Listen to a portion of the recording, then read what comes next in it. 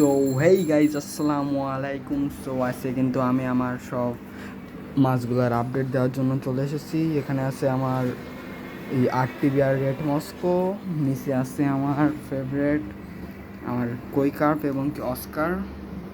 এই যে আমার টাইগার অস্কারটা উপরে দেখছেন, এটা আমার হাতের ইশারায় চলে। সো এই সাইডে আছে আমার মিক্স গাপ্পি প্লাস মলি আর গোল্ড আর একটা কই কার্প আর কিছু টেট্রা আছে।